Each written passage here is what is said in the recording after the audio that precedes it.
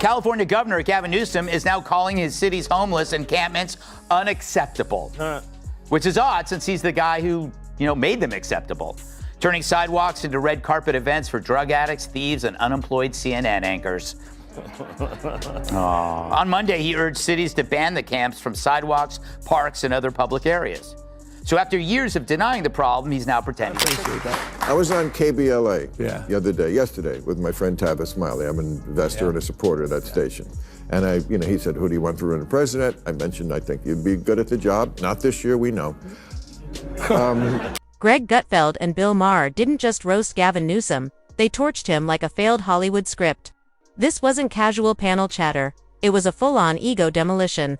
Newsom was torn apart with sarcasm sharper than gas prices. In LA, from his obsession with appearance to the wreckage of his policies, nothing was off. His so-called leadership was shredded like leftover recall ballots. Bill and Greg weren't talking politics. They were performing surgery on his entire career, and doing it without anesthesia. If you thought Newsom's hair was slick, wait until you see how smoothly they sliced through every corner of his resume, exposing one empty promise after another. And the Dems are now the party of disorder.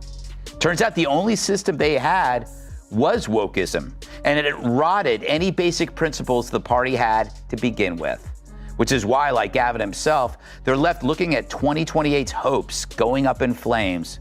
And this time, no one is going to help them put it out. I see today the Trump administration, they talked about the fact that California had a rule that schools cannot be required to notify parents if their kids in school have changed their gender, their pronouns. That's the kind of thing, even though it doesn't affect a lot of people, that makes a lot of people go, well, you know what? That's the party without common sense. Now, if that's your state, how are you? Well, I just disagree with that. I mean, the law was you would be fired. A teacher would be fired if a teacher did not report or snitch on a kid talking about their gender identity. I just think that was wrong. I think teachers should teach. I don't think they should be required to turn in kids. And by the way, we're talking about their parents. How can you snitch? The idea of a snitch and a parent to me doesn't compute. Well, I don't. But what is the job of a teacher? It's to teach. If Johnny's talking about some identity issue or some issue about liking someone of the same sex, is the teacher's job. This wasn't just a takedown, it was a televised political humbling. Greg didn't simply walk into the studio that day. He stormed in like he was being billed for breathing California air. Newsom became the punchline of the night, and Gutfeld came armed with a full comedic arsenal. With that devilish smirk, Greg kicked things off by dubbing it the Barbie Governor Chronicles. Mocking Newsom's picture-perfect appearance like a Malibu Ken doll trying to run a state but missing the manual for basic leadership, he joked that Gavin looked like he was auditioning for a Napa Valley commercial, selling wine and fake smiles instead of results. And that was just the opening act. Meanwhile, Newsom lurks outside the White House like a greedy relative in the parking lot of a hospice. Maybe he is the perfect replacement for Joe. Just like him, the corruption is baked right in. According to Greg Gutfeld, California under Gavin Newsom isn't being governed, it's being curated. Like an Instagram page full of aesthetics but lacking any real substance. Gutfeld compared Newsom's leadership to a man spraying Febreze in a house that's literally on fire. He mocked how Newsom keeps selling green dreams while the streets descend into chaos with exploding homelessness, rising crime, and neighborhoods resembling movie sets from post-apocalyptic films. As needles piled up near City Hall, Newsom kept preaching about the ozone layer, as if good vibes alone could clean the streets. Denying the problem, he's now pretending to fix it, which is like putting on a condom as you're leaving a whorehouse. Who hasn't? What's a condom? But as always, when a far-left Dem runs for national office, he acts like a Republican. This is where the left is really pro-trans. Suddenly, they grow. Gutfeld didn't hold back. He flat out asked how someone could obsess over carbon emissions while completely ignoring the human emissions scattered across San Francisco's sidewalks. He tore into Newsom's contradictions, like a chef slicing onions fast and messy. The man talks like he's here to save the planet, yet runs the state like Lex Luthor's eco-obsessed cousin. One moment he's telling farmers to conserve water, the next, He's flushing millions into flashy pet projects that wouldn't even survive a Netflix script review. And just when you thought Greg was done, he went for the scalp, literally. He joked that Gavin's hair had more structure and funding than California's entire school system. According to Gutfeld, the only thing more solid than Newsom's gelled hair is his ego, and even that's starting to crack. Greg didn't pull any punches. He said, "Every time Gavin Newsom talks, it feels like a TED Talk hosted by a guy who just discovered Wi-Fi and still calls it the internet box." He's got the dramatic hand gestures, the polished tone, the buzzwords straight from a self-help manual, but zero real substance.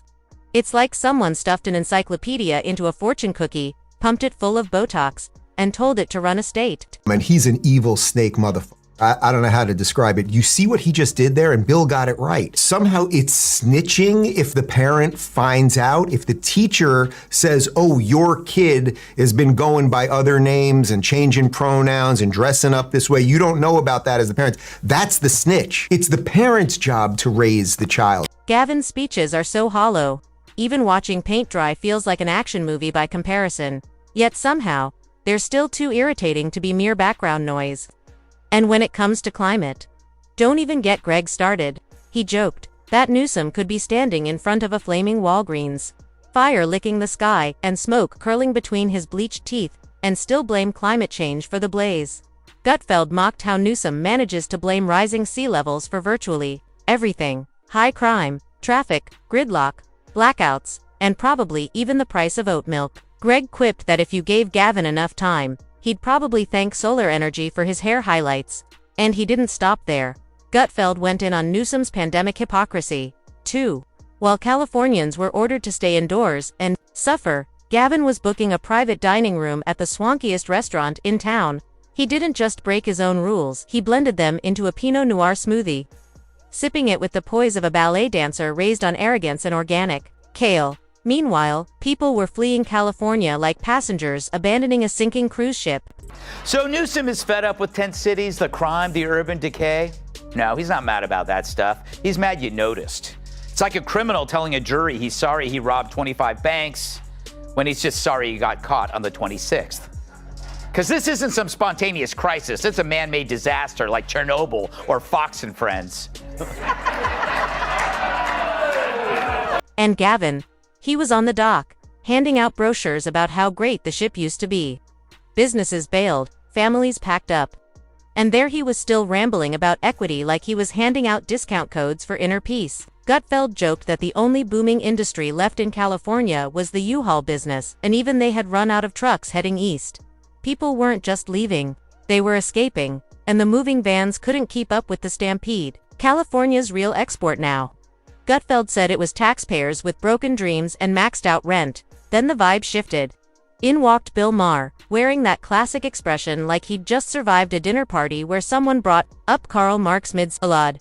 You could practically hear him sighing through the sarcasm. It was looking bad there for a while, and we still don't have enough water in the Colorado River and all this stuff. Yeah. And then whenever I read 80% of the water goes to agriculture. Almonds. Right. No one ever asked you about almonds. I see today the Trump administration, they talked about the fact that California had a rule that schools cannot be required to notify parents if their kids in school have changed their gender, their pronouns. That's the kind of thing, even though it doesn't affect a lot of people, that makes a lot of people go, well, you know what? That's the party without common sense. Now, if that's your state, how are you?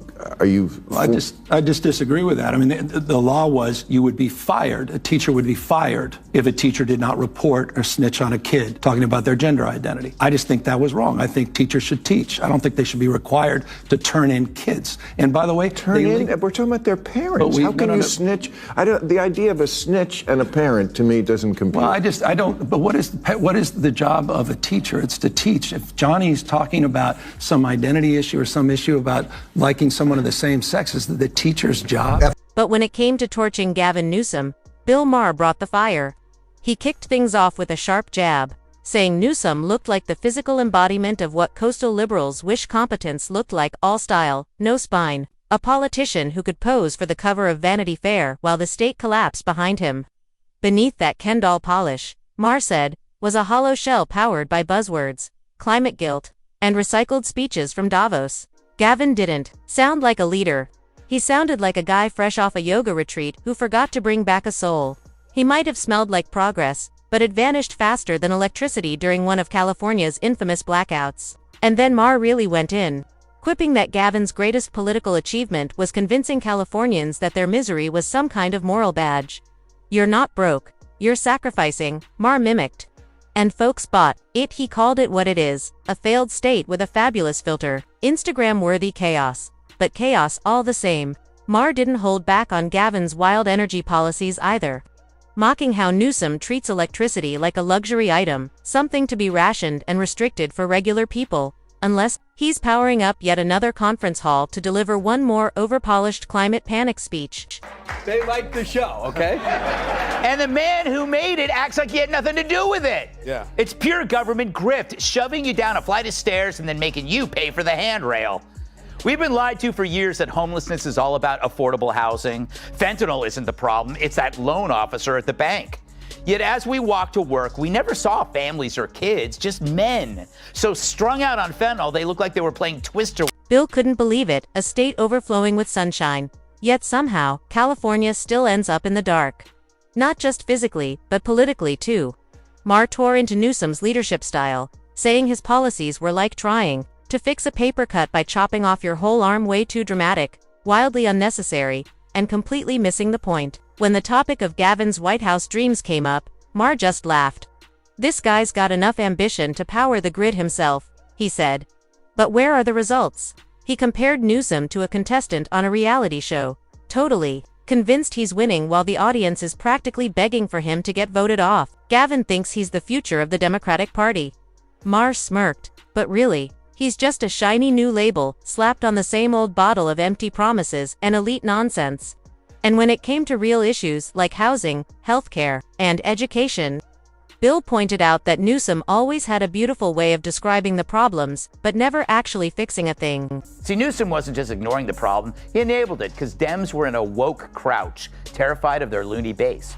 But now that he's seeing the White House, he's got a brand new act, a common sense centrist, just a soccer dad in khakis, fed up with crime and chaos. It's all bull. A costume, a political drag show, and the kids this drag queen is reading to are the Then Maher went straight for the jugular, tearing into Gavin's education record like a frustrated parent on parent-teacher night. California schools, he said, rank somewhere between total disaster and please homeschool your kids if you care at all.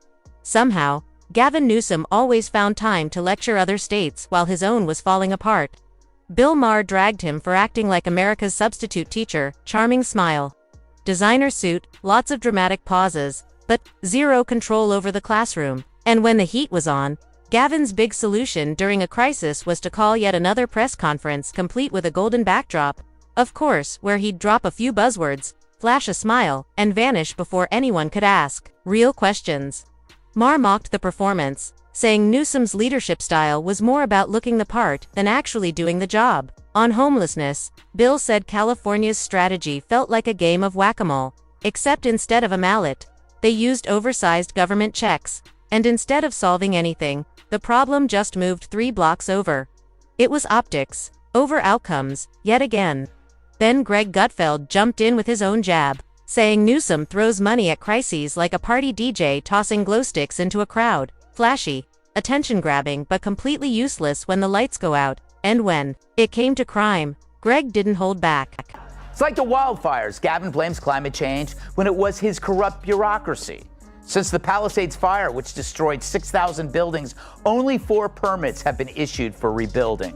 Did climate change cause that? Hell no. So like the fires, Newsom let homelessness run wild. He allowed tens of billions of dollars to be swallowed up by a maze of consultants, nonprofits, and bureaucrats who created poop maps. Gutfeld said Gavin was like a lifeguard giving lectures on how to do the perfect dive while sharks were already circling the pool.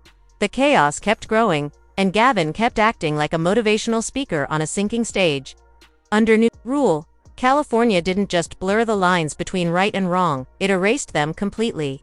Gutfeld slammed the state's shift from justice to excuses, saying leniency had become official policy, while accountability was treated like some ancient myth. In Gavin's California, crime wasn't illegal, it was just misunderstood. If someone jacked your car, Congratulations, you are now part of a groundbreaking equity experiment in urban struggle. Then Bill Maher stepped back in with his signature smirk, saying Newsom leads like a guy who thinks hugging the problem will somehow make it disappear. He marveled at how many headlines twisted themselves into yoga poses just to turn sheer incompetence into bold innovation. Maher joked that if Gavin tripped over a traffic cone, the media would spin it as a daring new move in urban exploration. He claimed Newsom had the press wrapped tighter than a pair of vegan yoga pants, soft, stretchy, and always there to catch him when he fell. Every time he stumbles, Bill said, the media hands him a mat and calls it part of the growth journey. I feel like the last couple of years you've purposely picked this fight with the red states. I mean, the DeSantis. Yeah, but I don't want to live in the Civil War country. I agree with that. You know what? Well, but you seem like you purposely want to set up this dichotomy between, this is a blue state and that's a red state. Yeah. And I don't want to live in that country. I like Florida. I'm with you. And by the way. And then there's that smug grin Gavin wears like a designer accessory. Gutfeld joked it's the only renewable energy source California has successfully tapped into. He roasted Newsom's constant look of unearned superiority, like someone proudly correcting you on the difference between gelato and ice cream while sipping an $18 almond milk latte. Gutfeld didn't let up, saying if smugness could put out wildfires, Gavin Newsom would have solved every crisis in California by now. The man radiates self-satisfaction like it's solar-powered. Meanwhile, the state keeps burning, both literally and politically. Maher wrapped up his roast with a brutal final jab, calling Gavin the love child of good intentions and absolutely terrible execution. He said Newsom is the type to promise the moon, show up with a glow stick, and then act stunned when everyone's still sitting in the dark. Bill compared him to a $20 avocado flawless on the outside. But once you take a bite, it's pure overpriced disappointment. And then came the dagger. If Gavin ever becomes president, Maher laughed, the entire country will finally understand what it feels like to be a San Francisco taxpayer. Broke, confused, and weirdly proud about it. But neither Gutfeld nor Maher was done. Not even close. They made it clear. Californians used to sell maps of celebrity homes, not landmines. Now, instead of sightseeing, tourists play hopscotch so their shoes don't get hepatitis. And when residents complain, they're called cruel. And now we're supposed to believe Gavin? Hell no. All the problems of the last decade were based on his and his party's. This roast wasn't just about Newsom's speeches or his shiny suits, it was about what he represents. Gavin had become the ultimate political mascot, a walking, talking symbol of a coastal machine that runs on buzzwords, thrives on illusions, and builds policy like it's curating an art show. All aesthetics, no substance. He wasn't just easy to mock, he was built for it. And the roast wasn't even close to cooling down. Both men were just getting warmed up. Gutfeld came back swinging with his signature smirk, saying Gavin Newsom's legacy wouldn't be some historic reform or major policy win. No. It would be a bronze statue of himself holding a reusable shopping bag while the city behind him burns to ashes. He governs, Gutfeld said, like a guy who read the manual for a Tesla and then tried to drive a dump truck with it.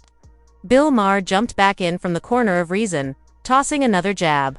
He said Gavin's fantasy version of California looked like a utopia sponsored by Whole Foods yoga mats, solar panels, avocados everywhere, but smelled like declined fermenting in a compost bin. It's all organic, Maher said. Even the disaster. Between the speeches, the slow-motion collapse, and the Olympic-level delusion, the punchlines practically wrote themselves. Gavin wasn't just a politician anymore, he was a walking sketch comedy routine, wrapped in a blazer and buzzwords. And if you thought that was brutal, trust us, there's still more where that came from. If you're loving this breakdown, make sure to like, subscribe, and tap that notification bell so you never miss another roast like this.